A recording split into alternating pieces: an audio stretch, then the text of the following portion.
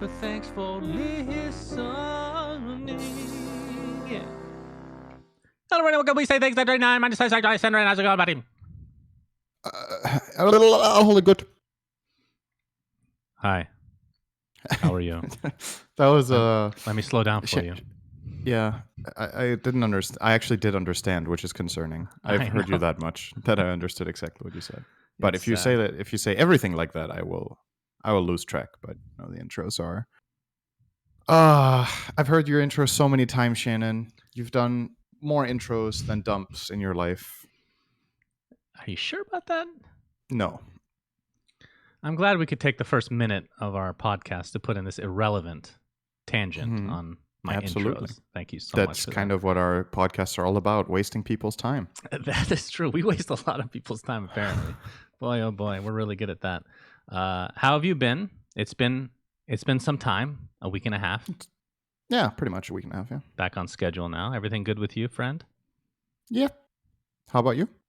Great. Thanks for asking. Really Great. Appreciate it. Oh, wow. You really sounded like you didn't want to be asked that. Well, fuck you then. Let's get to the podcast. All right. So the podcast begins, my friends, with a little interesting thing. So, Cinder, remember we talked about how I can't envision a basketball going into a hoop, okay? I got a bunch of emails. I got a bunch of tweets. Got some Facebook messages, the whole shebang, that I have something called Aphantasia. Or at least they said this is possibly what I have. I looked into it. Definitely don't have it. And I'll explain why. But first of all, I appreciate everybody reaching out. That was actually a very cool topic. But it's interesting that we're bringing it up now because something I don't know if it's a meme. I don't know if you can qualify that. Have you seen the Apple tweet, I guess, that's going around right now? Not the company. Yes, I have. I saw that. Okay. One. So for those that don't know, there's basically an image, okay, of 5 apples. And I think you're supposed to not see the image first, but either way, you're supposed to close your eyes, envision an apple, a red apple, as hard as you can. And then this picture shows varying levels of detail of the apple. So 1 is very detailed, 2 is less detailed, and it keeps going until 5, there's nothing. It's just blank. And you ask everybody, which number do you see in your head, essentially? And it is crazy. The differential, like how many. Okay, first of all, when you did this, what number was it for you? Oh, I didn't do it. Should I try right now? Do it right now, live. Please. Where's the tweet? You don't need to see. Compare. Just no. Hold on. Well, I need to be able to compare in the end, right? Okay, fine. If you want me to score it from 1 to 5, I need the rating, right? I need the list. Jesus, you're just not. But is the point of it that you don't see an apple beforehand? It's just you just think about what your concept of an apple is, and then you score it. Or what? Yeah. How detailed can you make an apple in your mind? You're taking a long time to think of an apple right now. Yeah, it's pretty hard. We don't have them in Denmark. Okay. All right. I'll try to score it. Let's see. All right. Did you search for it right now? No, I haven't sent anything to you. I don't even have the link. No, I forgot what I imagined. Well, then you have a different issue, I think. That's a memory problem. Maybe you should look up dementia medication. I'm sure that your healthcare can support you in Denmark. Just how detailed was it in your head? Is it like looking at an apple? This is probably no, absolutely not. It was somewhere between. Really? It was probably I don't know. If I remember that scale correctly, the flawless apple was 1 and no apple was 5, right? So it was probably a 2 or 2.5. Yeah. Now I'm trying to find the stupid tweet because you just can't tell me. I had this thought actually that people's ability to draw very skillfully might have something to do with this. People that are good at drawing, right, might all be 1s. That's what you would think. I've actually talked to Nikki about this, and she says she knows a bunch of artists that have the 5, which you can't see anything in your head. Wow, that's crazy. I had a group of people over the other night, and out of the 10 people that were there, 2 people said the same thing. They could not see anything. Everybody has. So you say you're approximately a 3. Yeah, let's say that 2 or 3. I think. What do you think I am? 2. I'm a 1. I can see it clearly in my head. So this is my point I was getting to is I don't have whatever this is, right? It's interesting because some people just can't, and apparently it's a lot more people than I thought. It's not that uncommon. Literally can't picture something in your head, right? So we brought this up 2 weeks ago, I think, and now this is becoming like this trending thing on Twitter. I don't know if you can explain this to me, but try to like, if somebody can't picture something in their head, what do they see when they close their eyes? Just never anything.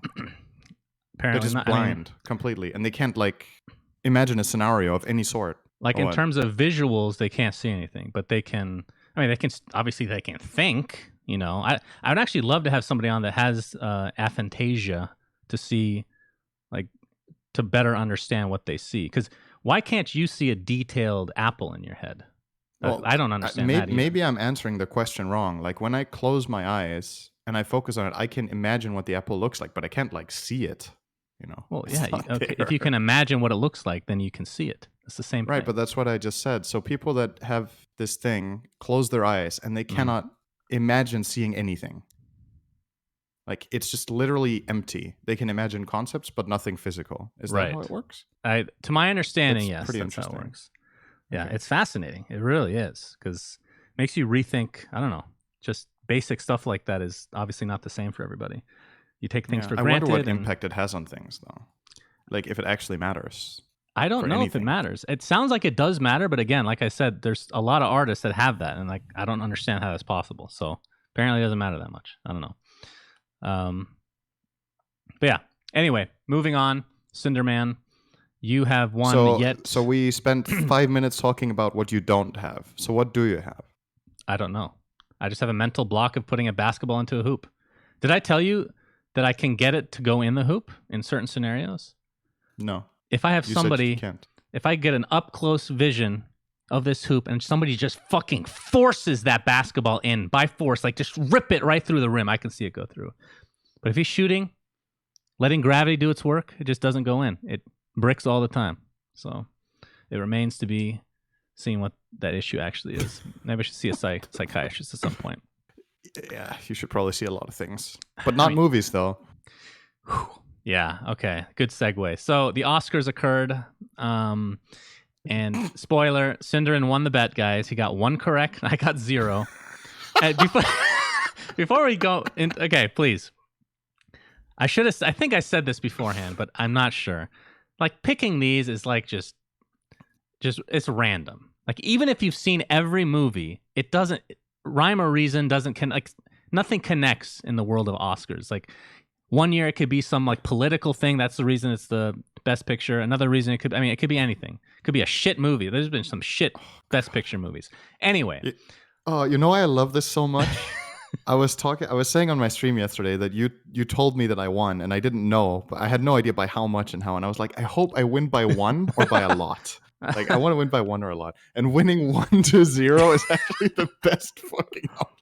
So I'm laughing so hard. Let's go through what happened exactly. So we'll start with. Oh my goodness! So we did the supporting actors, we did the best actors, and we did best picture. So supporting actress is the one you actually got correct. You picked Laura Dern from Marriage Story. Neither of us has seen the movie, by the way. I picked Kathy Bates for Richard Jewell. I know. Maybe we should preface how we selected who we thought were going to win. So you selected based on knowledge and expectation. I selected based on what people looked like in the poster. That's right. That is accurate. Yes. And what this goes to show is it doesn't matter how many movies you've watched. You still don't know anything. It's better to just let RNG do it for you. I actually agree with that to some degree. So that's the best supporting actress, the one that you got correct, and I got incorrect. Best supporting actor. You picked, I believe, I picked Tom Hanks for The Beautiful Day in the Neighborhood, and I don't know what you picked, actually. I actually have no memory of what you picked, but it wasn't correct. Brad Pitt apparently won, and on the podcast, I remember saying that there's no way he's going to win. He never wins. He finally won his first Oscar as an actor. I just had a thought, like when I'm looking through this list, why do they only celebrate the winner? Like, why isn't there like a top 3? If it's across all big scale movies that are made across the year. I mean, being nominated already is an honor. So that boosts your career kind of already. Right. Okay. Because once you're nominated, you're like, every trailer you're in is like, an Oscar nominated actor, blah, blah, blah. And if you win, you are fucking like forever. You're fine. Unless you're Nicolas Cage and you just drop off like a fucking rock and you do the worst movies ever and he's just considered a terrible actor now. But anyway, Best Actress, you picked... God, who did you... I don't remember. Oh, you picked Cynthia Erivo from Harriet. I picked... still can't say her name. Saoirse Ronan from Little Women. And again, Sindarin, the person that I specifically said I hate them because their face annoys me, Renee Zellweger, actually won again. That's her second Oscar. That's very hostile of you. That's like, how about you appreciate their work instead of their looks, Shannon? That's not what this is about. I mean, I may have selected based on looks on the poster, but that is not what the movies are about, okay? When I look at her face, it's the most punchable face in the industry, I think. Just, if you guys don't know, Renee Zellweger, please look it up. Good God. That's her second Oscar now. Best Actor, Sindarin, you picked Jonathan Pryce from The Two Popes. I picked randomly Adam Driver from Marriage Story, even though I'd never seen it. But then I did say, I saw The Joker. I loved it. I thought Joaquin Phoenix was amazing in it. He should win, but I don't think he will. And he won, right. Sindarin. He won. He did win. He did a great job. And then last but not least, Best Picture. I chose 1917 because it won in the Golden Globes. Did not win here. You chose Marriage Story, I want to say, because you liked the picture. Probably. Did not win. Parasite won, which is the first non-English speaking movie ever to win Best Picture, which is crazy. And the funny thing is, I actually watched this the night before the Oscars, Sindarin. How can it be non-English really speaking when it's called Parasite? Is that supposed to be a joke? Yes. The fact that you had to ask that is kind of insulting. Yeah, it should be insulting. That's a terrible joke, Sindarin. I take offense Thank you. As an American. Thank you very much. Thank you. So this is a movie I would highly recommend for those. I thought it was a really good movie. I am not disappointed at all that this won. So kudos to them. And kudos to you, Sindarin. You won the bet. You want to tell everybody what the amazing bet that we agreed upon consists of? Did we decide the number? Let's just say 3. Is it 5? No, 3? 3, yes. Please. I think I wrote 5 to 10. I wanted it to be value. You said 3 to 5, and I picked the low number. I have this in writing, but there is no way I said 3. Okay. We'll check the logs and double check, but I believe it's 3. How about we Pretty say confident. 4 because it's 4, then it's we're meeting in the middle. All right, 4. Fair enough. So 4. For the next 4 games of A to Z Dual Lane Challenge, you have to play the hero I choose, right? Or was it you have to play support? It's one or the other. No, it's the hero you choose. Right. So the next 4 episodes, I pick the hero no matter what. Even if you fucking hate the other one or you love This is a huge win for Team Sindarin because if you guys did not see the latest episode of A to Z Challenge Report, boy, oh boy, are you missing something. You're going to see more of that from me. Let me just... All right, let me tell you what the next heroes are. The next 4 series, so you can get ready. Because then I can already tell you what you won. Okay. The next one's going to be fine. Next set is Centaur Chaos Knight. Then it's Chen Klink's Clock Maiden and Darkseer Willow. Those 4. Wait, I'm okay with Darkseer Willow. 4, right? Yeah. Okay. The other, yeah. You will be Chen playing... Should I show Mercy? Well, do what you want, Sindarin. This is your show. I'm thinking. You know? You will be playing Chaos Knight, Chen, okay. Oh, God. Crystal Maiden, and Dark Willow. I like Dark Willow. I'm fine with that. Okay. Oh, that's not too bad. I get to farm on Dark Willow, by the way. That's the rule. Okay, cool. Congratulations. You're 2-0 on bets now. I should just not bet with you anymore, even if you don't know anything about the subject, because apparently it doesn't matter. With you, it's not really about the opponent. It's about not losing to yourself. Yeah. And so far, that's not going too well. I tend to do that in everything I do, actually. So that's not the first time I've heard that. Like if I play pickleball or tennis or anything, or ping pong, I'm all power. Most of my... Not fucking pickleball again. Most of the points that I lose are because I mess up, because I'm trying to hit it too hard. That's my issue with all sports, Sindarin, except for basketball. Which I can't make a basket in my mind. Okay, so starting... I guess we should quickly mention, for the ones that don't know that what the bet was all about, because there will be people that don't know this. We do this thing where we air an episode every Monday on the Dota Cinema YouTube called A to Z Reborn, because we've already done it once in the past. And basically the concept is we play every pair of heroes alphabetically until the end. So the first 2 heroes alphabetically and the next 2, etc., etc. And we try to win as many games as possible, and we have to start laning together. That's why it's called the dual lane challenge. If you've never seen this series, do not watch the latest. Please choose any other game. I'm begging you. That was an abomination. Abomination.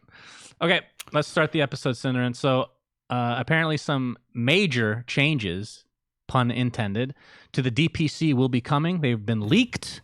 To give you a quick rundown, you can give us some more details. They're not confirmed, but this seems to be semi-confirmed. A decreased number of majors. I believe it goes from 5 to 3. Minors are now kaput, a.k.a. no longer existing, and in their place are new regional leagues.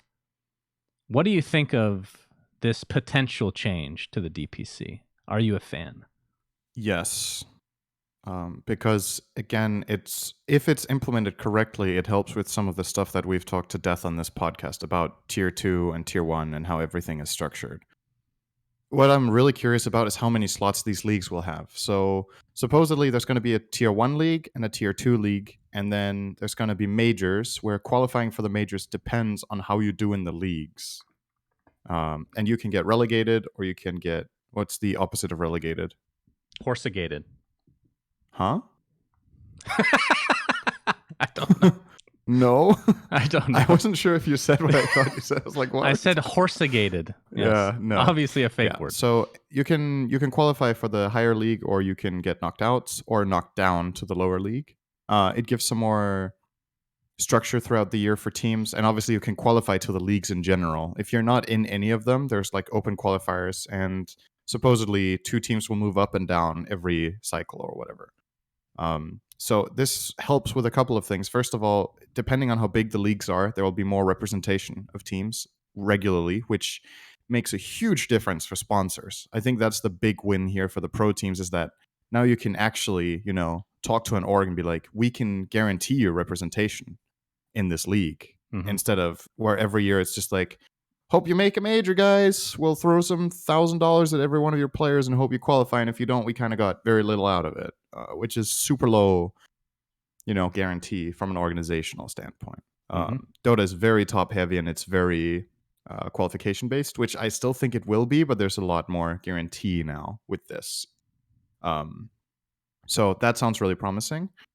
More teams will get to play. The other thing is we'll cut down from 5 majors to 3, and what I hope this will do is make the majors the grand thing they used to be. If you look back 3 or 4 years, we had these massive Valve majors with 3 majors a year. The ones that OG won, most of them? OG won a lot of them. They were $3 million tournaments. And they had a totally different atmosphere to them. They really felt big because there were so few of them, and because there was so much pride, so much prize money, and such a bigger production and better production than most majors have right now.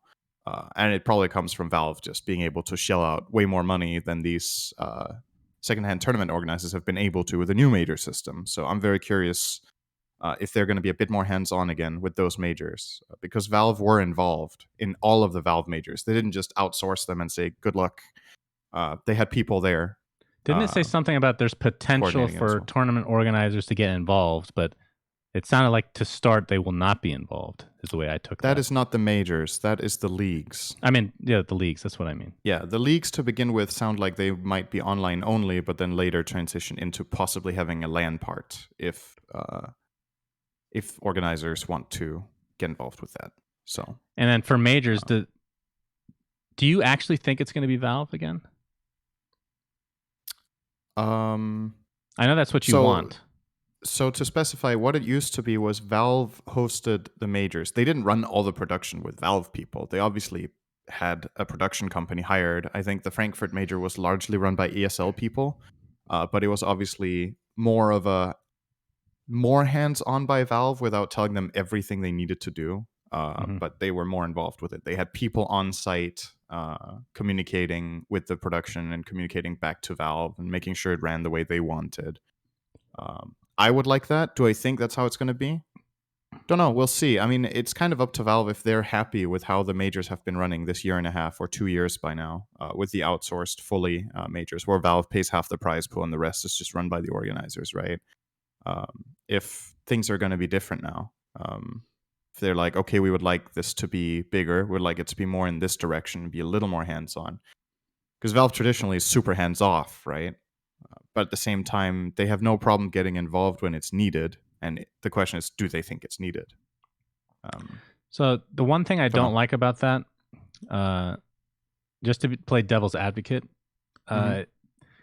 so think of all the majors that we've had, right? The thing that I do like about the current system is that you get a different flavor depending on who's running it, right? So for example, ESL is kind of your standard, very professional for the most part, similar to what Valve would actually probably run. Then you have something like Dream League, which is much more casual. Like we play, even though that was a minor, even more casual. Like I love the differences between the tournaments and the fact that you don't have to, go with cookie cutter, so to speak, for every single one. So I hope that's not lost in these changes. I mean, what I'm expecting is there'll still be non-DPC tournaments, right? There will be the leagues running, but there should also be other lands, and that means you can get flavor there. Because I don't really have a very strong opinion about this. What I have an opinion about for sure is I want Dota to be fun.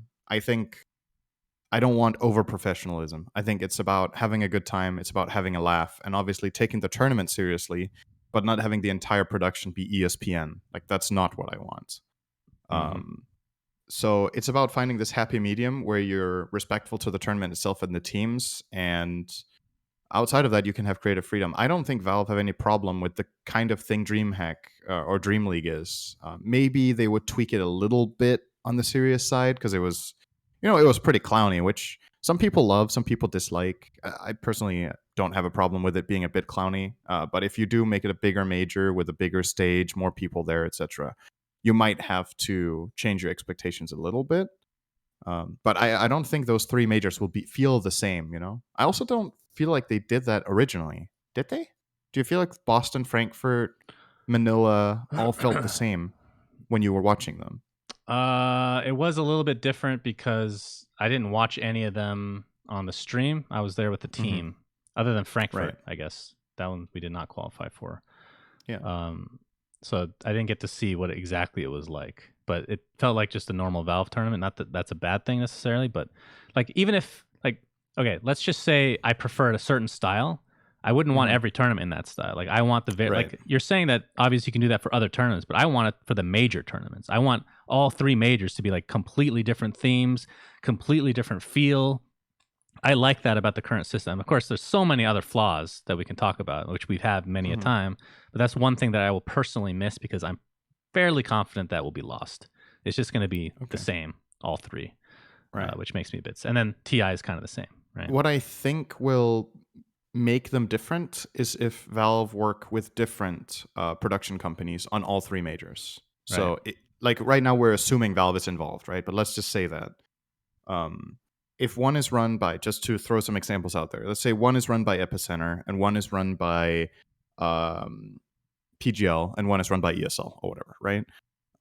I think just the nature of how those three tournament organizers run production and what they do, unless Valve is specifically telling them everything they want, they will be running the tournaments differently. But I don't think any of those three would make it like super casual. So if that's what you're looking for, then yeah, I think that will be lost unless you give full creative freedom to something like Dream League, where it's very, that's like super fun focused to a degree that some people dislike, right? Yeah.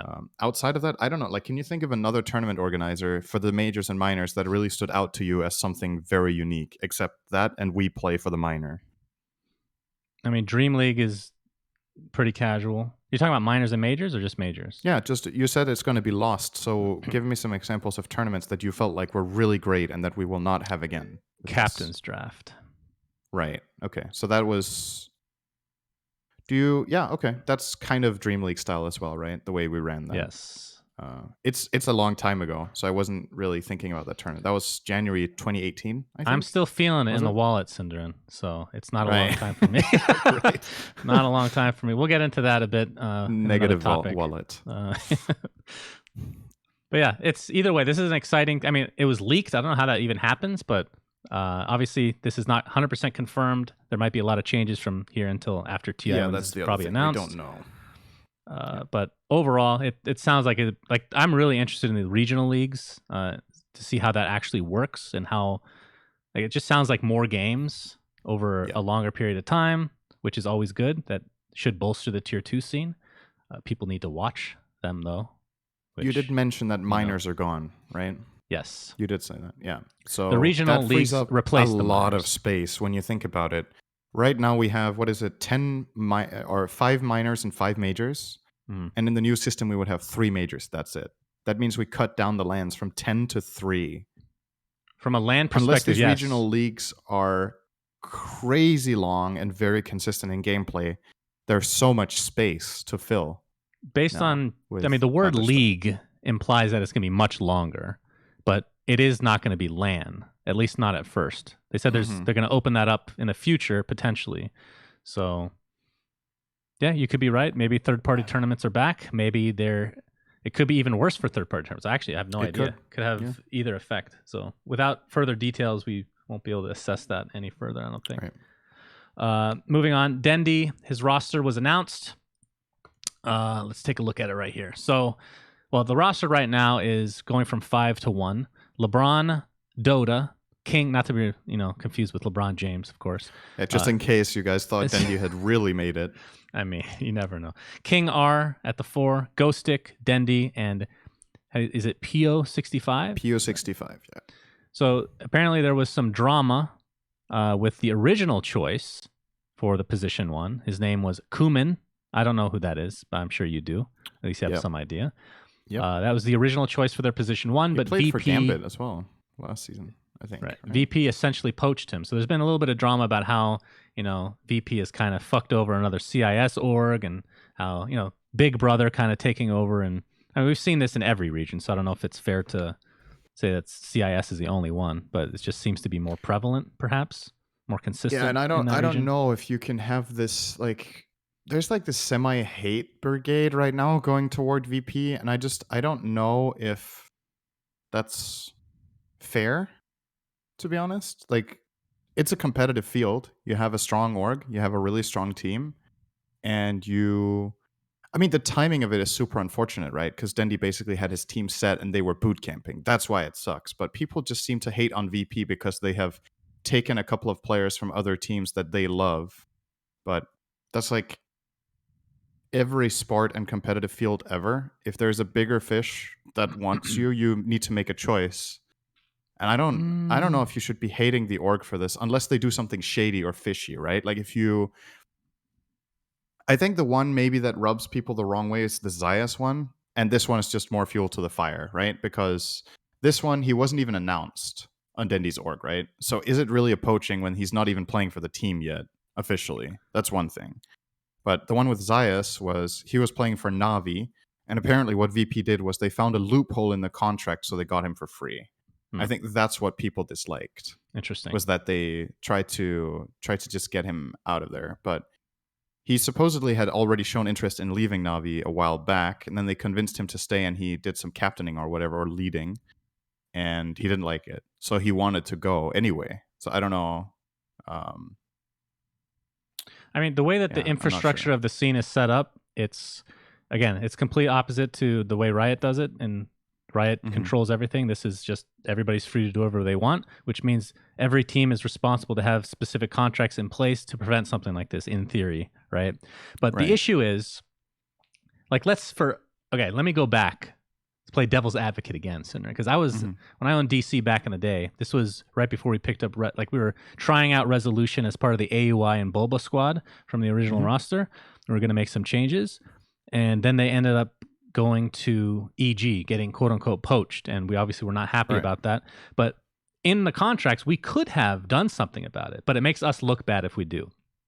So it's kind of like you're screwed if you do, screwed if you don't kind of situation, right? That's kind of the issue my at point hand. here, my point here is not about whether the system is good or not. It's about why are VP bad guys compared to the other 50 times this has happened. Like, why are Right. VP getting so much? That's what I don't get. Is that Well, if that's my you, point. Is that it's the system because in place is kind of the issue in theory, right? yeah, For stuff like I this. don't know why people are hating on VP this much when there's been countless examples of something like this beforehand and it didn't get nearly as much drama. Maybe it's because it's a big CIS team. Maybe it's because VP haven't been playing so well lately, so now they're kind of in a bad light in the CIS community, and now they start destroying other teams to try to find their own success, and that's viewed as like a bad trait or whatever. If you ask me, what I would like is when these teams get signed by orgs that they get good contracts with fair buyouts, and then if VP want to get their players, they need to pay for it, right? And that's just how it is. Like that is the game. But that's kind of an idealistic approach, don't you Sure, think? but Mindset. Like the fair contracts are enough. never going to be fair for both sides. I'm It's just not. I'm never not gonna happen. saying. I'm not saying it's easy, and I'm not saying it's going to happen. I'm just saying, like from the perspective of what happened here with VP, they didn't really do anything that other teams wouldn't have. You know what I mean? Yeah, no, that's true. Like there are so many teams that have done 100%. similar or would do similar if in the same situation. So Mhm. I don't understand why they need to get so much shit. If people want to direct hate at something, they could complain about the fact that these players could swap so easily, or that Navi didn't have a guarantee of keeping Zayas for whatever, or that that Kuman didn't get signed with Dendi in time. Like if that's the thing, if they're like committed and they have a boot camp and they're signing contracts, then that's that, right? But Mhm. as far as we've got, I mean, I don't know. Like if you put yourself in their spot, your team needs players. You're looking to make the strongest team you can because you're playing for a lot of money and a lot of pride. Why wouldn't you give yourself the best conditions you can? If the players are available and you can get them, like why not? I I mean, there's I would also love if everything was, tight knit and teams were very much friends and just trying to stick together and stick it out and do everything they can. But there's a lot of business in this game, and people are playing to win, right? So, and we never know what information that we actually have access to, like what we're not hearing. no. So, just figured we bring that up as a almost like a rehashed. By the way, nice hoodie. I just noticed. Thank you. Escape Gaming. Yeah. You escaped that or real fast. Perfect example of a good team I had, and then I got Jstorm and Kezu poached by Puppy. So there you go. Yeah, that's true. That is true, actually. Sorry to bring up. Sorry to bring that up. I know it still hurts. I mean, it is what it is, right? Like at the time we played TI6. We came back. We played, I think, a qualifier for a major. We didn't make it. I think Secret didn't make it or whatever, and Puppy was going to change his roster, and he reached out to Yapsor at first, and Yapsor took that offer. I don't blame him for it. Look where it's got him, right? He's a superstar. And Kezu got the offer later. I think I don't remember exactly how it went. That team didn't do too well, but I still, why wouldn't he take the opportunity? So, in terms of contracts, how did that work? Was there anything to prevent that? So I'm trying to remember exactly what the timing was, because the contracts that we had at the time. It's hard because I need to know what exact time it was. I don't remember exactly now. It's about 4 years ago, 3.5 years ago now. But I do want to say it was at a point where I think our contracts were expiring or had actually expired. Okay. And when it came to renewal, there were some options or whatever, but it didn't end up mattering, right? So I think. Interesting. Yeah. Okay. Oh. Okay, moving on. Jstorm is no longer sponsored. It sounds like they went bankrupt. That's Jeremy Lin's team, of course. My boy Brax is on there. Their new name is, by the way, probably the best name in all of Dota. Business Associates, Syndron. Is that not the best name in Dota right Yes, now? Absolutely. That is fucking great. They are looking for partners. Right. So Jstorm bankrupt. Jeremy Lin. Is that what happened? I'm not going to... I don't know, actually. I feel like that's what happened, but I can't fully remember what I was told. So I'm not going to say anything. I don't remember. There was never an announcement. That's why I have no idea. Like they just vanished. Right. So, to my understanding, anyway, I'm not going to say anything that maybe I get in trouble with. But Jstorm Of course, owned by Jeremy Lin, who is, by the way, I don't even know if you know this. You probably don't. He's not in the NBA anymore. No teams ended up signing him. So he was playing in like China, I want to say. He's playing overseas somewhere. So obviously not nearly as much money, at least I would think, as the NBA would offer.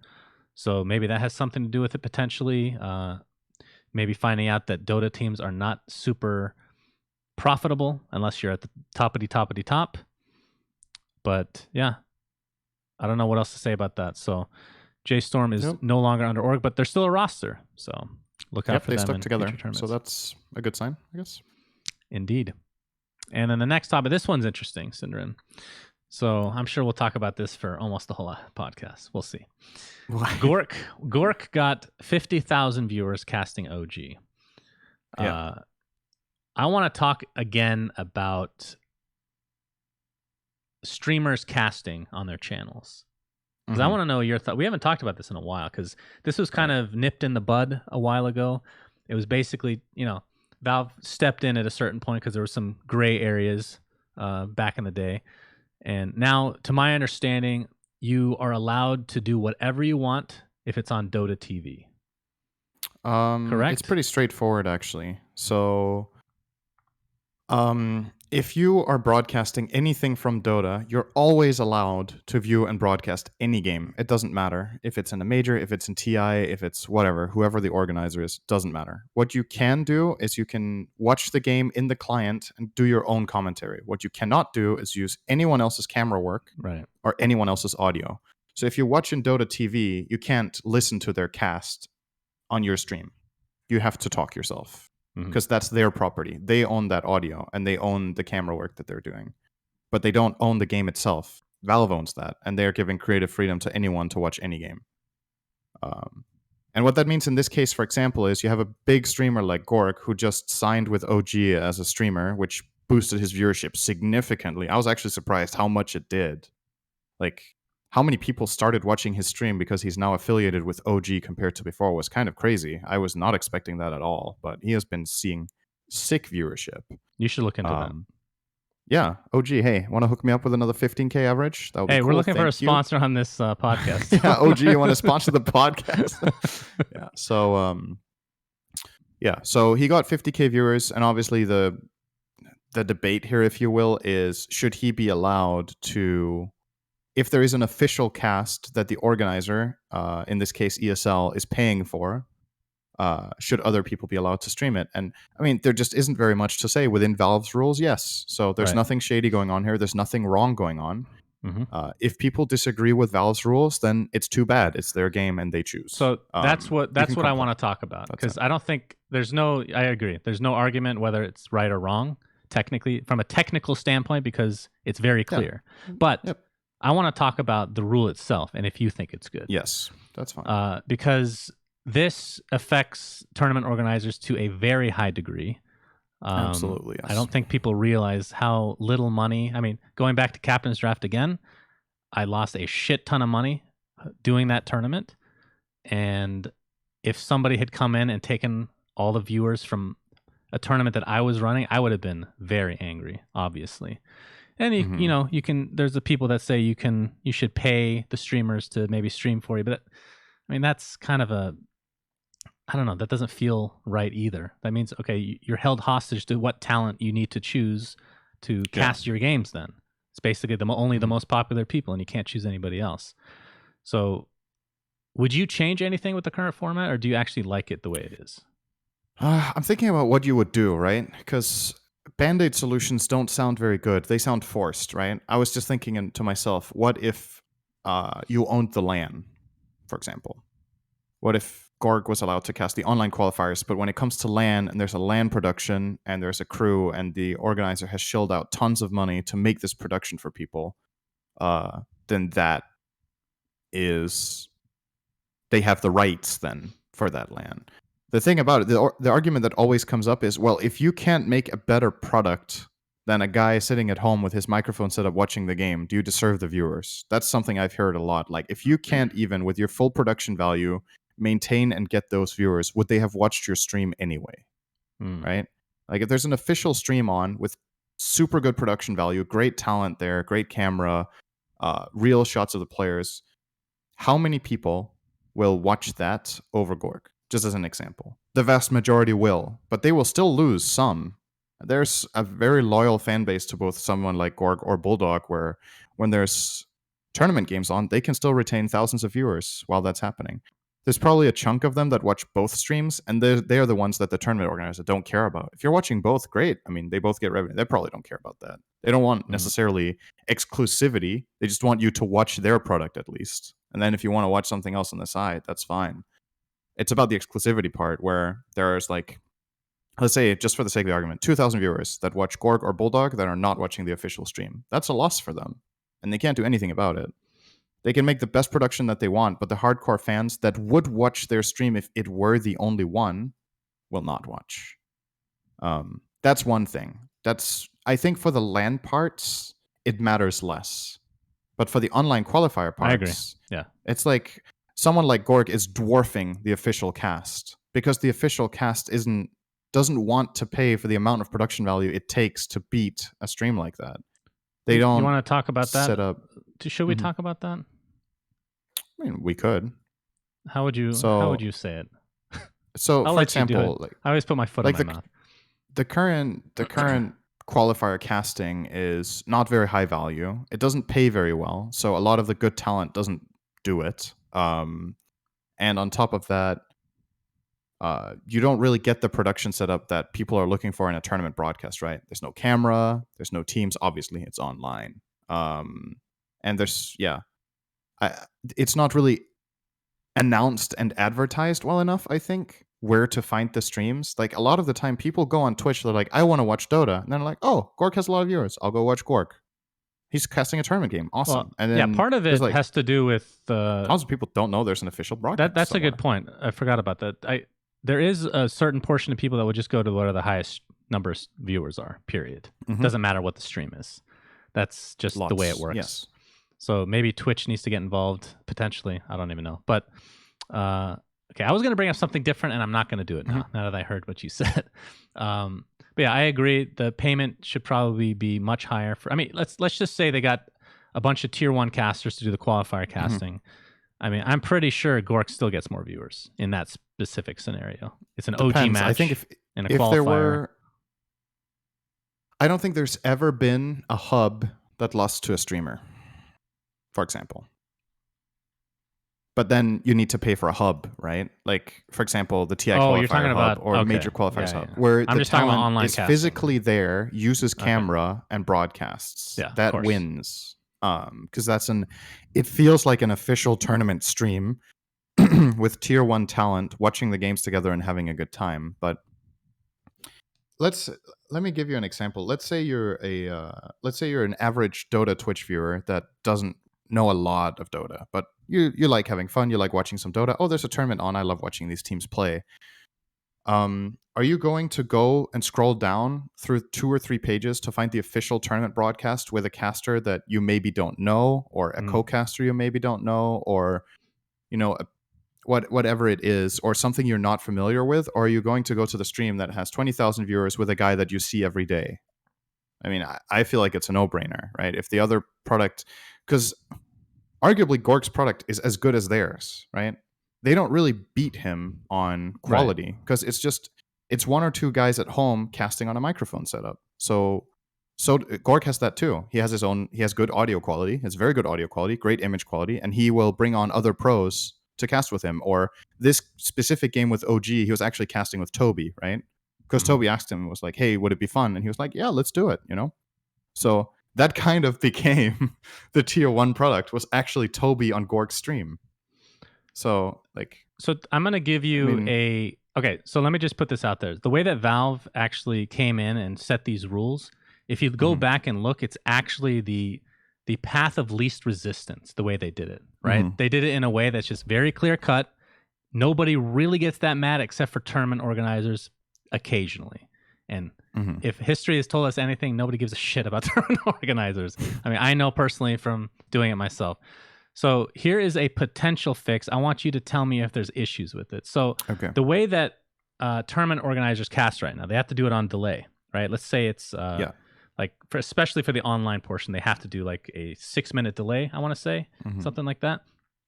Yeah, most of the time. Why is there not a way?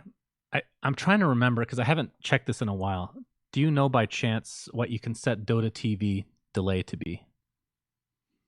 Is there any reason that the official casters, yes, or so the official casters are technically casting it live, but then on their stream they're putting it to a 6-minute delay? Why can't you, if you're a tournament organizer, just make the Dota TV be a 10-minute delay? Because then you don't really lose the viewership in theory, because people are actually coming to your stream because it's happening 4 minutes ahead of time. You know, is that a good solution? So you're saying the people that are in the lobby will have a more live experience than people outside the lobby? What? Right. So for example, so the tournament organizers will have a slot in the lobby and Gorgc won't, which means the tournament organizers have the truly live stream. Right. Is what you're saying. Okay. Let me just host a lobby. I'm testing it right now. I'll see what I can set. Okay. Custom lobby. I know they changed a lot of this stuff. I want to say when Reborn came out. So I'm not familiar with what the new settings are actually. Okay, so it says here non-league games are restricted to a 2-minute delay. I can't change it because I'm not. It's not part of a league. Pass. Yeah, you need to have. If it is part of a league, I think you can set it to 2 or 6, and I think that's it. So do you think that is a potential good solution? You just delay. I mean, this means that Valve doesn't really need to step in and do anything that. People aren't going to get super mad. At least I don't think, if you make it a 10-minute delay for Dota TV or whatever it is, even 8 minutes versus the actual 6 minutes of the delayed official stream. I mean, the main question is how low delay do Valve allow for streamers to do? So this is an online qualifier. So this obviously the reason you have delay is to prevent cheating, where somebody's friend tells you where wards are or whatever. So you need a certain amount of delay. Yeah. If you think that's 6 minutes, then yeah, you could up the Dota TV delay to 10 and the broadcaster have 6. So people in the tournament slots have an advantage. I definitely think that would matter and it would help the tournament organizers, but it feels like a band-aid solution. Once again, it feels forced. You know what I mean? It's like you want to. But it also fits into the path of least resistance. I think it fits perfectly. I mean, yes, it does, but at the same time, it doesn't, right? Because then you're playing favorites anyway. So if you're playing favorites anyway, why not give? Well, I mean, fair, okay, because then the other guys still get to show and broadcast the game and talk about it as they want personally. Let's be honest. We're friends with a lot of streamers, so this is not us bashing them. At least me, not bashing. Syndrome hates a lot of people, so I couldn't speak for him. But I hate everyone. I feel like it's okay. I mean, I know Valve doesn't like to play favorites, but let's be real. They do anyway in a lot of ways.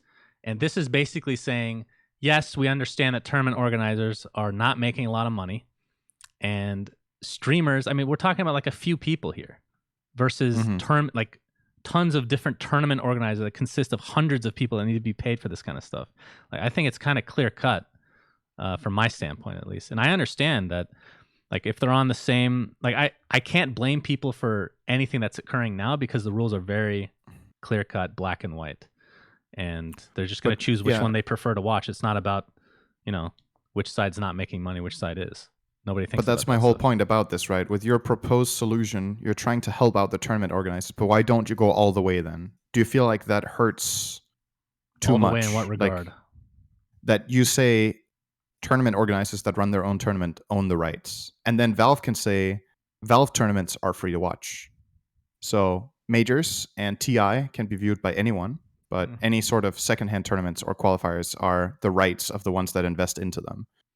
Because you could say, right, if Valve pay part of the major, then they're also part their product. So they can, they're like, these are our rules for our tournaments. And they can say, ESL Hamburg, that is not a Valve tournament at all, but it's just run in Dota 2, is owned by ESL. So ESL own the rights to the qualifiers and the broadcast of the LAN. I think based on the way that Valve has always done business, that will never be a thing. No, I don't think they're going to do it either, but are you asking if I would like that solution more, like in a perfect world? No, I'm saying, sure. So I guess 2 questions. First of all, so your suggestion with the added delay, I call it a band-aid solution because it's kind of a way of trying to give tournament organizers an advantage without shutting down the private streamers entirely on casting and watching those games, where that's already a step toward the direction of if you're trying to favor the organizers, why not truly favor them, was my point. Like, do you think added delay is a better solution than giving rights? Or was it a solution for you because you think that's what Valve might actually do? I think I don't know if they'll actually, I think that's the most likely of any of the things that you brought up, because the way that they've done business in the past just doesn't align with any of the other ideologies. Because if you restrict it versus tournament organizers, or for tournament organizers, it's more on the line. It's not quite there, but we're heading towards Riot's type of business plan, right? Where Valve wants things to be free. This, you could call it a Band-Aid solution, but it works, I think. It just works. Right. Streamers can still do whatever the fuck they want. They're just limited in, the delay, which may or may not matter for the viewers that they're just to be clear, I don't dislike that solution. I think it's pretty good. It's just I don't know if that is the kind of thing that, I mean, if they do it, look at it this way. If they do it, if they put in that one extra line of code to implement the extra delay, Valve doesn't need to do anything else. It's not like it makes it more complicated for them, in theory. Maybe there's a little bit of pushback, but it's not going to be anything crazy. So, if anything, like I said, this is the most feasible way for them to, quote unquote, fix this issue, if they even want to. I don't know if they even want to, though. That's a whole different discussion. Because they're the ones with all the analytics. They know the stats of all these tournaments. Of course, they don't know how much they make, but they can probably guess. Valve, you can email me anytime you want, and I'll tell you. I'll show you the negatives. But yeah, I don't know. I think that's the way that you call it a Band-Aid solution offends me, Synderin. It's a good solution. It's a bandage that is duct tape on thoroughly. Clarify, it's like it alleviates the problem, but it doesn't truly solve the root of the problem. You know what I mean? Understand. I know what you mean. So, but it's not a bad solution. Like, Band-Aid solutions aren't necessarily bad. I think it's a very good suggestion. It's just I don't know if what I'm getting at here is, if we're going in that direction, do we need this full creative freedom for every tournament? Or is it okay to have stuff owned, like the rights? How does it work in CSGO? Can any pro just broadcast any game in CSGO? Do you know? No idea. That's also Valve, right? So do they have the same rules in CS, or did this just a specific Dota thing where they have? Because I feel like whenever there's a CS tournament on, it's the only thing I find on Twitch is the official broadcast. I never find a pro player watching it or some secondary off-brand stream. If it's an ESL tournament, there's an ESL broadcast, an ESL Spanish one, and an ESL German, or whatever it is. That's it. There's like nothing else. I don't know if this is still a thing, but could it be in part because there were I don't know if there still are, a lot of bots for like the betting stuff. So it just fills up those official streams to the point where there's just one stream. Nobody's going to beat that thing anyway. It's like 500,000 viewers, like insane viewership. Well, what I'm seeing in live chat right now is that people are saying it's specific to Dota, and in CSGO, the broadcasters own the rights. Really? For their tournaments. Huh. But as we know, within Valve, like these two, the goal isn't that the two games are run the same way. It's different teams with different ideologies and different attitudes, but this is fine. The same. But they can learn from each other about things. Like, if they communicate and they see how things work and what it does for the scene, I think in part the reason that the CSGO scene from an economy standpoint seems like healthier and less top heavy in all of this, and way more structured in terms of tournament organizing, is that it's easier for the tournament organizers to predict what their profit is going to be and what their costs are going to be, because they know if they run a good product and if they do this and that, it's theirs, right? That's got to feel way better to invest into than... It's the same if you're a sponsor, right? With a Dota team, you're investing into a team. You're like, wonder how it's going to go. Let's see, happy go lucky. And then if you're sponsoring a tournament in Dota, and then you see, let's say you're a sponsor of ESL, and you see there's this random guy that's casting the qualifiers. Well, Gorgc's not a random guy, but you get the point. There's like this streamer who is getting 10 times the viewers of your official stream that you paid. I think it was more than 10 times. Yeah, it's just an example. You're going to feel pretty bad, right? Like, yeah, no, for sure. They're like, why don't we sponsor Gorgc to cast our tournament? Well, that's the argument of some people, is that, again, I don't like that solution of just picking the highest viewership person and having them sponsored by the tournament. But, I mean, you can give them the overlays, I suppose, and that kind of fixes that to some degree. I don't know. That's just that seems like a more complicated solution to me. Right. Because it's a case-by-case basis. But all in all, I think the point that I'm trying to make, and I'm pretty sure that you agree with, is this all comes into line with stuff that we've talked about before, the like TI episode, where we want to share the wealth. Right now, and I've said this so many times, but it doesn't seem that most people truly understand the dynamics that go into the scene right now. Pro players are so far on top on this totem pole. It's not even close. And it's the tier 1 players. The tier 2 players, the tournament organizers, the casters, the talent, whatever you want to, the content creators, they're all so far behind. And all we're saying is you need to share the wealth a little bit. You need to make it a little bit more even for this to be sustainable through a longer period of time. Because TI, again, this is a whole different discussion that we're not going to get into. The fact that it takes up so much time or so much prize pool for one event just makes everything so much smaller by comparison. And not a fan of that. Anything else, Cinder, before we go on to our last topic? I mean, I feel like we talked a lot of perspectives, but no real like conclusion or true opinions from us. My Band-Aid was a true solution.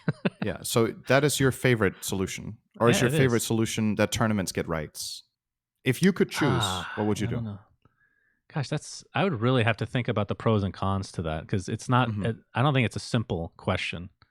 There's so many different variables that go into that kind of thing. I really don't know. I'd have to really One argument that could be made is if you give tournaments fully exclusive rights on everything, including qualifier commentary, why would they make a better product? Yeah. If they own it anyway. That's if true. People are going to watch it. But then there's going to be ways to I don't know if it. I really buy that argument, because the people are going to be like, well, if your product's shit, we're just not going to watch at all. Or we're going to watch in Dota TV. They're never getting Dota TV. Like, there is no fucking way they get that. Right. And so they would never people can always do that. They would never get more Valve sanctioned majors or whatever the type of DPC event they're actually doing, right? In theory, at least, if they do a shitty job. I don't know. I don't think a huge shakeup is needed. That's what I'm trying to come down to. You know what would be a really good episode on this podcast? If we could get somebody who's really in the CSGO community and we can talk about that. Like, we can compare our games and the way the economy and the structure works with somebody from CSGO. We should have Monte Cristo on as a guest sometime. Does he do a lot of CSGO? Or not Monte Cristo. We can get Machine. We can get Machine. We can do this for like every game, actually. What does Monte Cristo do? He does Overwatch, right? Or he did Overwatch, and now he does League. We can do Machine. We can do similar. I think he's back to Overwatch, CSGO then now. League again? Yeah, I think he's back to League again. I could be wrong. Anyway. But yeah, I think it could be really interesting to get the perspective of somebody, because but sometimes we compare to CSGO and we're like, this is how their thing works. And we have like our perceived idea of what their community thinks. But having somebody who's like as deep into CSGO as we are in Dota, I think would be really interesting to like compare and contrast what the scenes do structure-wise, nothing else. That chat's actually making a great point, Syndrome. Maybe they're like, man, we wish we had Dota. It's stupid that we have exclusivity. Like, who knows? It would be interesting to see the other perspective. Chat's making a great point. I used to be a Counter-Strike pro, so I could actually be our guest for one of these episodes if you'd like. Yeah. What do you think, Shannon? Well, back in the day when we did CPL, we went to the Gaylord Hotel in Dallas, Texas, and I had to bring a huge CRT monitor. That was a shit tournament. That's all I can say. So Dota 2 is definitely better because we don't need to bring our own gear. All right, case closed. CRT monitors are no longer not our own monitors. For Counter-Strike, thank God. For any PC gaming, really. Oh, Jesus, that was the worst. Dude, I actually took my entire computer to Dallas for CPL on the plane and everything. Like, it's a huge fucking computer. Then I had to rent a monitor at dude, you guys have no idea how easy you have it these days. Them kids, get off my lawn. So easy now for your sons of bitches. All right, so the last topic for today, Cinderin. For the first time in 7 years, the average monthly CSGO players are higher than Dota 2. What do you think about this? Is Dota truly on its decline? Two things. So you could show the graphs on stream, but you could link it in the YouTube thing, if you will, in the comments. But you can Google it. Yeah, I'm sure you can find it. So two things. First of all, CSGO. So it's the metrics on the bars are the bottom bar is month and the top is, or the side up is average players per month, right is month. on the scale here. Big numbers. On the graph. Yeah. So what I read from this is that CSGO's numbers were more or less stable. For 4 years, they were pretty much stable. Whereas Dota's were more fluctuating. They had higher highs and lower lows. And then now CSGO has started some serious growth, which is very interesting. Whereas Dota's decline has been serious over the last year. The decline Dota has had in the last year is bigger than it has ever had before. It has had declines before, but the speed at which it happened was pretty high. Dota's average numbers right now are the same as they were when the game had been out for a year and a half. So that would have been 2013, mid 2013, before TI. And then there's a big spike after it. It looks like in this graph anyway. The numbers went up drastically. So, I mean, what do you want to read out from this? The first thing is CSGO is really boosted right now. So something is going on. Either it's because some of the other shooters are fucking up, or CSGO is doing something awesome that I'm not aware of. Maybe Fortnite's kind of losing players, or COD is losing players, or whatever it is. And as far as Dota goes, I mean, we've talked quite a bit about what we think the game should need and hopefully will do. But when you look at the graph as well, Dota's numbers are still trending down, but very little compared to what it was a year ago. Right. And they might be able to turn the ship a bit with some good decisions now. So this is... Yeah, it's interesting. The graph in question is between July 2012 and January 2020. And the way I'm looking at it, after month 44-ish for Dota, that was its highest peak. This is out of like 90-something months now. Mm-hmm.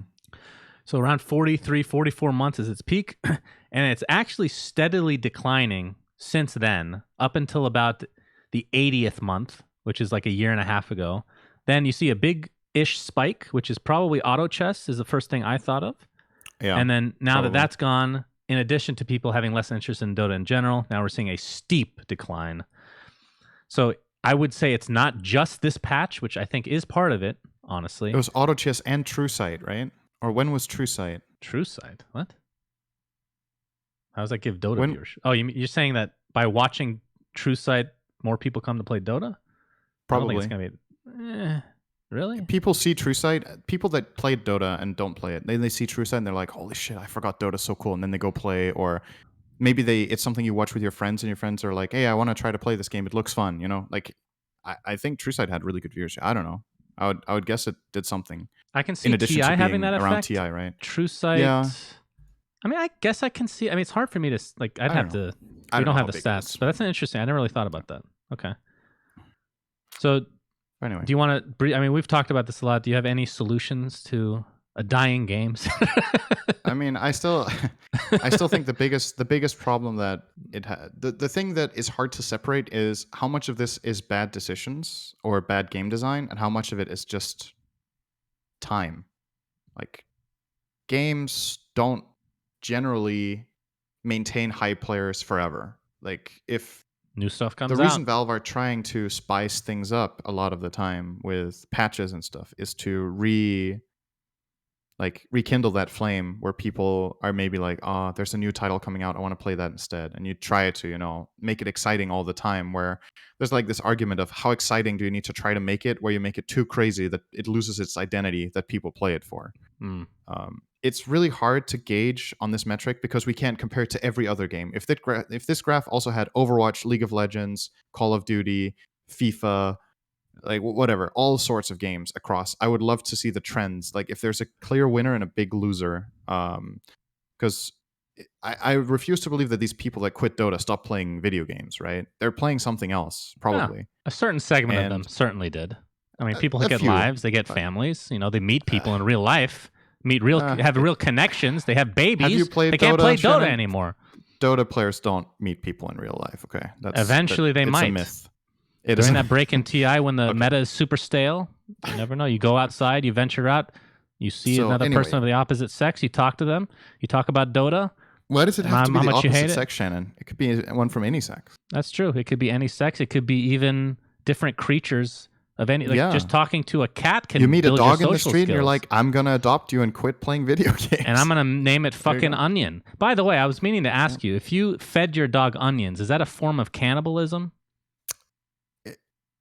Onions are toxic to dogs. Oh, so It's kind of, I mean, it's cannibalism and poisoning, so I think it's pretty bad. So anyway, well, about these numbers, I think the main thing Valve needs to do, still, we've talked about it, you need to find a way to... I don't know if we should aim really hard for the new player experience that people are talking so much about. Oh, what's going to save the game is that we bring in hundreds of thousands of new players. I think it's more important that you retain the ones that show interest rather than trying to advertise heavily or look for tons of new players. The sad thing is all the people that used to love the game that don't anymore. Those are the ones you want to try to please. And the main criticism that I hear is that people feel like it's rampant with Smurfs, it's rampant with griefers, and the changes are too big. Those are the three arguments that I hear the most, is that things are getting too crazy, it's not the game I used to love, and then when I do feel like playing it, I get stomped by a guy who's 4 times as good as me. Now, a lot of the time people say it's a Smurf, they just lose to someone who's better than them that isn't necessarily a Smurf. Like, there's obviously tons of situations where it is actual Smurfs, maybe even the majority, but a lot of the time now it's like people are jumping to that conclusion. You know, people can have a good game without being a Smurf, right? No, they can't. It's possible. No.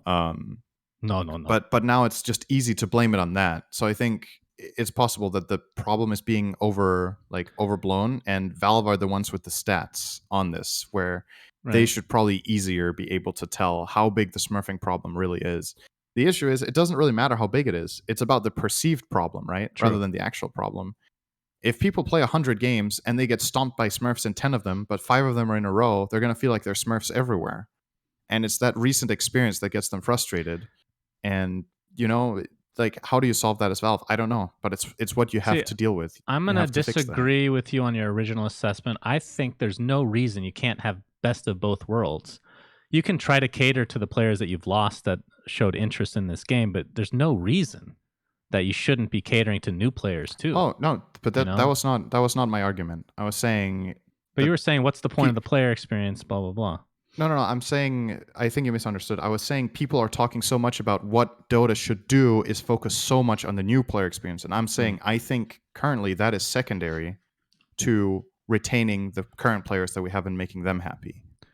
So if I could choose between making an awesome new player experience and bringing new players to the game, or making everybody who used to love Dota come back and enjoy it, I would choose to have people come back. If that's what I could choose. I don't know. Okay. But I mean, it's not... This actually brings up an interesting topic for me, because I've thought a lot about this. Because as you know, we're building a new mod called Path of Guardian Syndrome. Not to plug this, but we're going to be plugging it in the future when it actually comes out. The reason that I'm actually creating this, so it's essentially... You know what ARAM is? All random, all mid? Yeah, I do. It's based off of that loosely, but it's a 3 versus 3. Everything's accelerated in terms of gold, XP. You can't really get regen, like in terms of the consumables at all. The fountain gives less regen. Everything is super fast paced. You get like this condensed version of Dota, which is faster than turbo mode. You can buy like neutral items. I think it's just less complex. So the reason that the main reason I'm doing this is because I want to cater to the people, like you said, that have stopped playing Dota.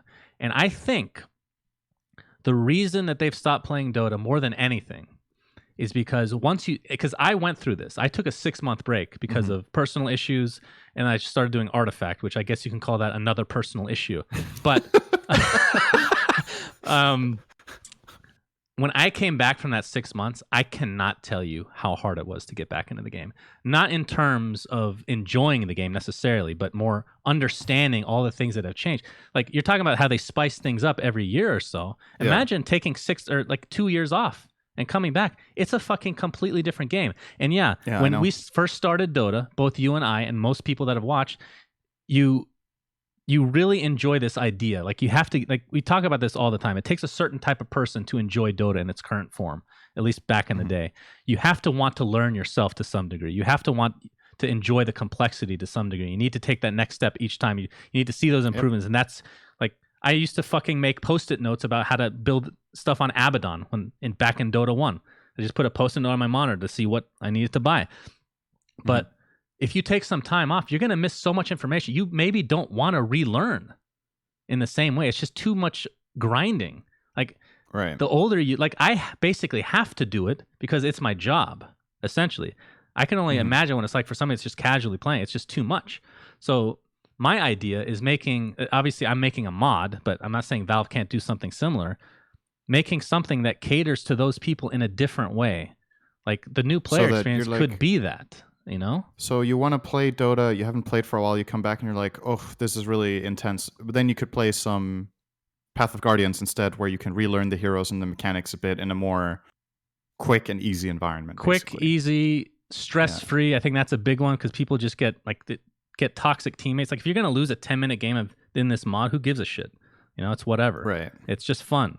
So, because the thing that I've noticed, especially from the viewership of Dota Cinema, is so many of the comments are like, I stopped playing this game, but I still watch your videos. I still enjoy watching. I just don't enjoy playing anymore. I was just trying to think, like, why do they not enjoy playing anymore? And I think that's Valve part of it. Kind of trying this with Overthrow. Yeah. It's like an arena thing where there's just, you get items for free. You can pick any hero and just play it in a fast brawl that takes 15 minutes and then it's done.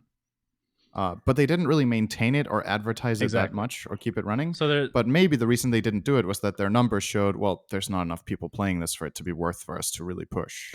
So mods in general, when you're building it like that, for like, it's almost like an event. You're not really, it's the same issue with Artifact when it first came out, funnily enough. There's no progression system. There's not, that's why that's why it's taking fucking forever to do this shit.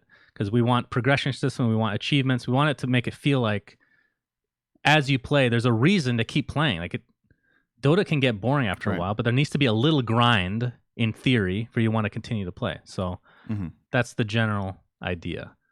So that's my theory. We're gonna see if it fucking fails or not, and if my reasoning or my theory behind why people are stopping playing Dota is true or not. This will be the true test. I actually, I don't know if you're going to like this, but I think one of the easiest things that Dota can do that makes the biggest difference is they can give people an incentive to log in. It might be cheap and it might sound like almost like defeatist in a way, that you're like, okay, our game isn't good enough anymore, so we need to give people an incentive to log in. But it's working for other games. Like there's a reason it's there. Where other games just have this thing where you log in and your first game of the day gives you something. Or just, right? Because in Dota, you go in and you play a game, and if you don't care, if you're not like a competitive player or a competitive person and you care about your MMR, what do you really have to play for? You don't really get level up drops anymore. They kind of scrapped the achievement trophy system to a large extent. There's like way less stuff. It's more convoluted. It's less obvious. I think something like the level up chest was really good. Like, why did that have to go? Was it because it was devaluing market? Then just make exclusive level up chests that can't be traded, and the items are only from leveling up.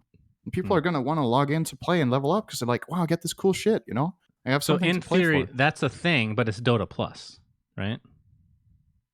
Why? What do you mean why? Why does it have to be? I'm not saying it has to be. I'm saying that's what's in the game right now. You're saying it just needs to not be Dota Plus. It's not really what Dota Plus is, though. No? Like, it feels actually, like it gives you, random stuff here and there, but it feels like a progression system. Like you're leveling up heroes. It is. Right? Absolutely. Like there is. I'm not going to disagree. There is a progression system. But yeah, it's for people that pay. It's a paid service, and it's for people that are more into the game, I think. Like, I don't know if... No, I agree. It's catering to the wrong people. I have some friends that play Dota occasionally. I don't think any of them has Dota Plus. No. Like, if you have Dota Plus, you're a Dota player. You play Dota as your main game, and you play it a lot. If not, I don't know. I mean, there's obviously outliers, right? But the majority of people that have Dota Plus probably play Dota every day anyway. They're not the people that you want to reach. You want to reach the people that don't play every day. You want to get them to log in and play and fall in love with the game, and then want to buy Dota Plus and to buy the compendium, right? And I can just say from experience, like, this is like almost some sort of human nature thing. It's like the thing that if you don't log in and play and get this thing, you feel like you missed out. And it's kind of an addicting thing, an addiction thing, similar to when you're like gambling cocaine for chests or whatever. Yeah, exactly. Or cocaine. Oh, yeah. I don't know if people think this is cheap or bad, because it's like you're trying to reel people in, but isn't the whole point of the game to get people to play it? So I would don't say, feel like rewarding people for playing is bad. I don't like if people can't play and they're like if it causes them problem in their lives because they're like, man, the reward, I have to play every day because the rewards are so fucking good. Like, then you are the one with the problem. The system is not the problem, right? Is anybody if you saying get a that little would be an reward issue though?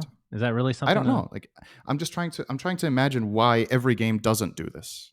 Like, what's the downside? Is it What do because you the mean? work effort? I thought most games do this, and not Dota. Yeah, but not every game does. That's my point. CSGO doesn't have it either, right?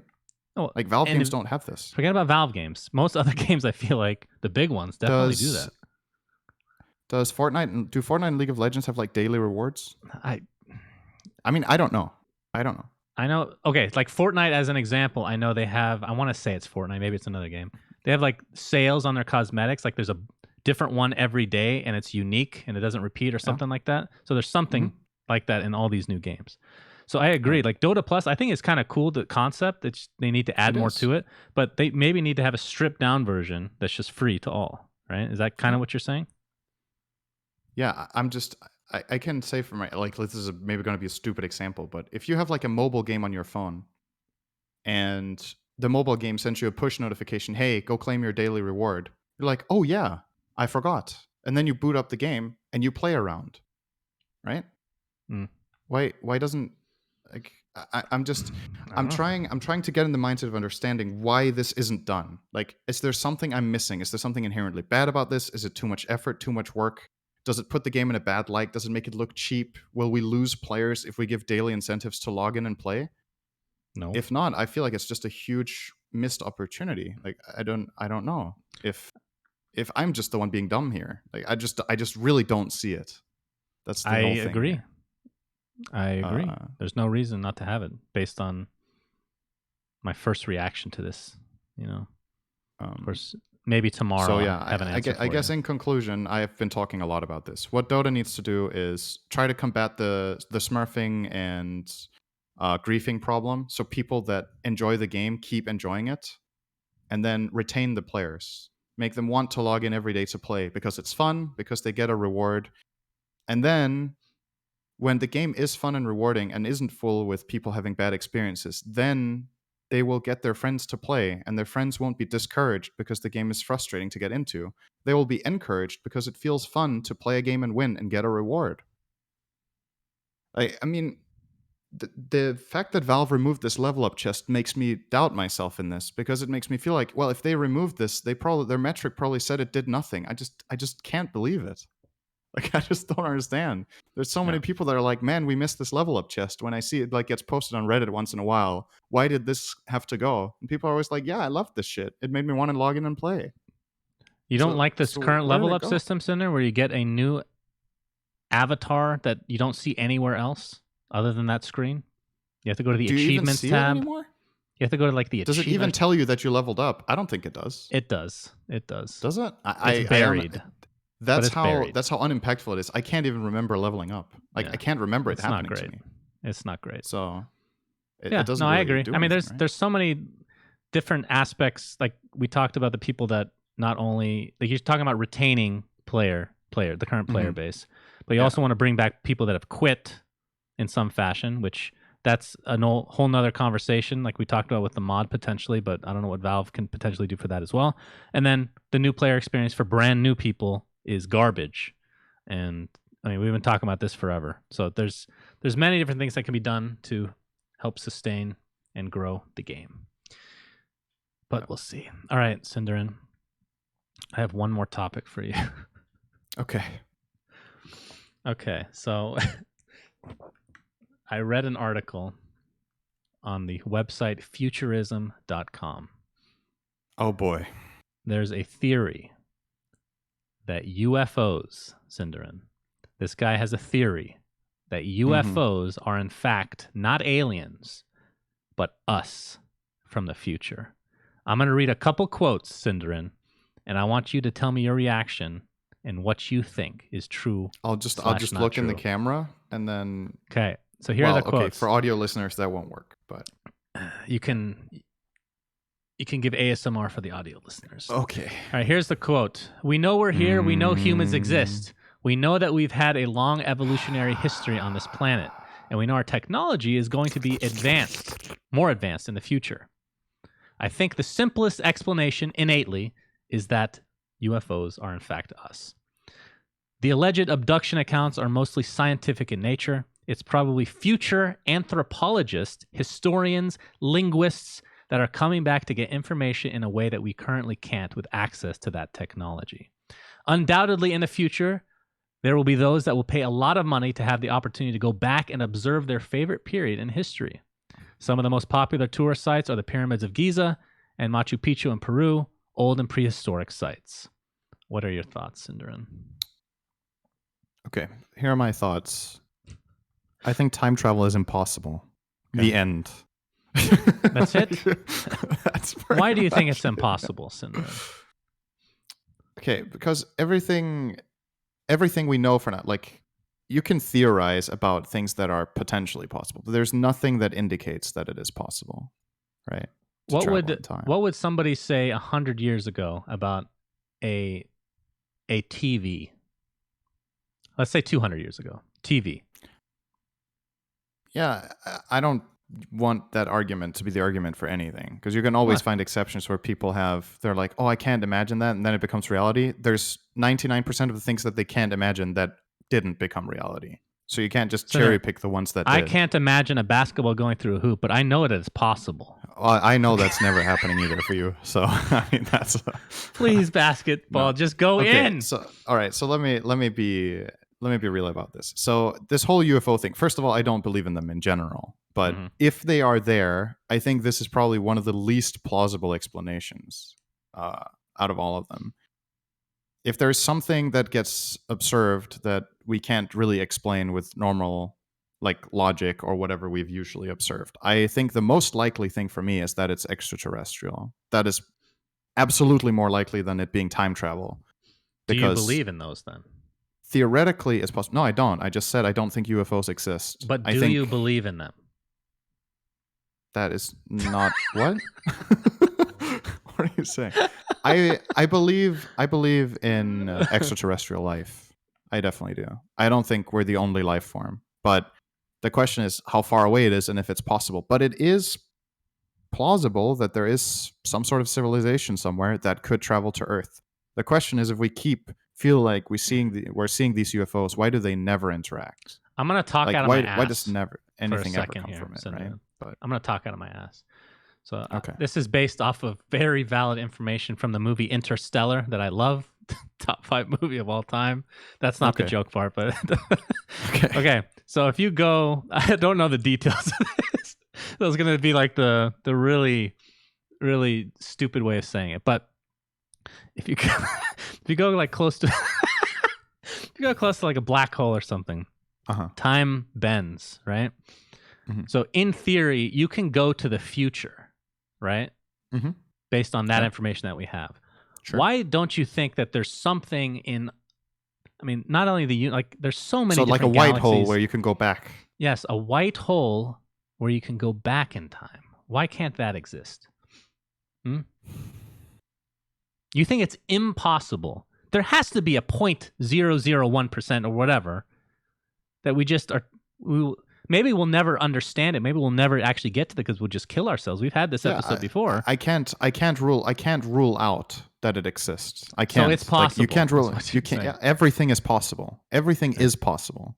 When you say impossible, you don't mean it literally, because nothing is impossible. Right? Except for that it could always happen at any point. Something could happen. Somebody could come back from the dead, and it would be the first time ever or the second time ever, depending on who you are. What does that mean? The second time ever? A lot of people think Jesus came back from the dead, right? Oh, I'm sorry. I completely missed that. I mean, I thought you would get that. You're American, man. You're the one. Okay, anyway. God, don't get me started on that. Like, whether you believe in stuff like that or not is beside the point. Like, you technically cannot say for certain that something will never or has never happened. So I'm not going to rule it out entirely. All I'm saying is, with everything we know, with everything we've observed, and everything we've ever done and seen, there is nothing that makes it likely that this is a possibility. it might be. I can't think of anything less likely actually than traveling back in time. I think it's one of the concepts that I feel like are the most unlikely ever. Like, can you imagine something that is harder than traveling back in time, except getting a basketball through a hoop? Like, it's hard. Is there? It's hard. Well, I think the issue with time travel. Of something like any concept, except like that is less likely than traveling back in time? Can you imagine anything with your mind that's less likely? Somebody saying Kyle winning TI. That's no. Well, what do you think? What about faster than light speed? I think that's more likely. I agree. I don't know.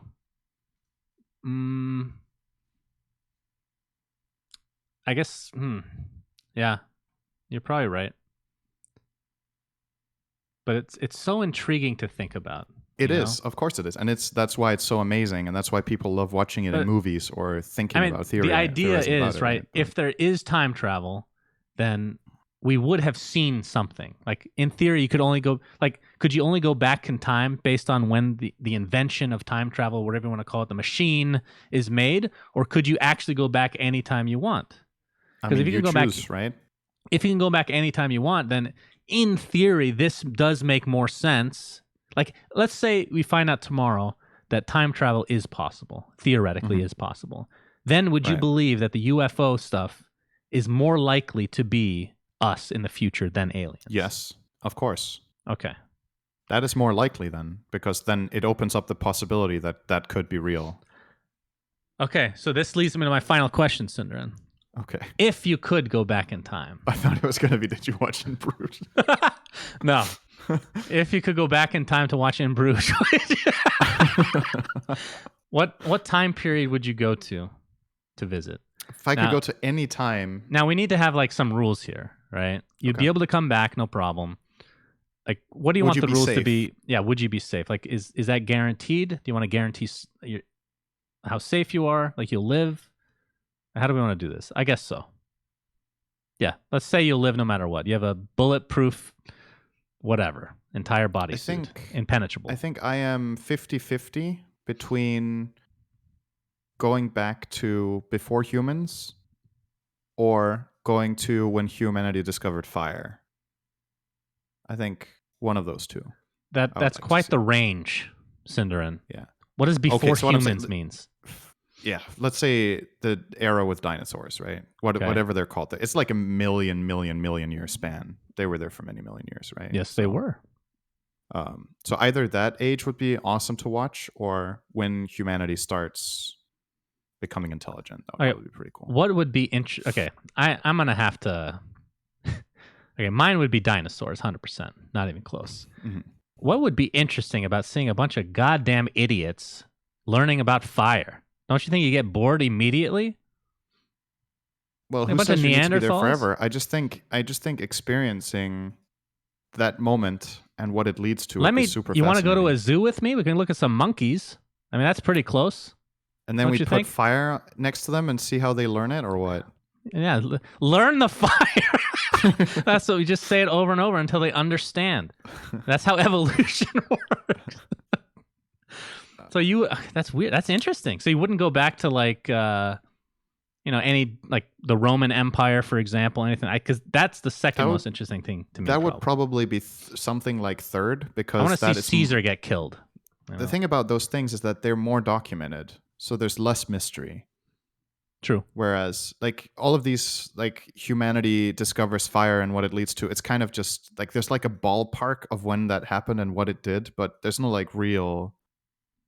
I feel like you would be more surprised and more carried away in that experience than watching the Roman Empire, because it's probably better.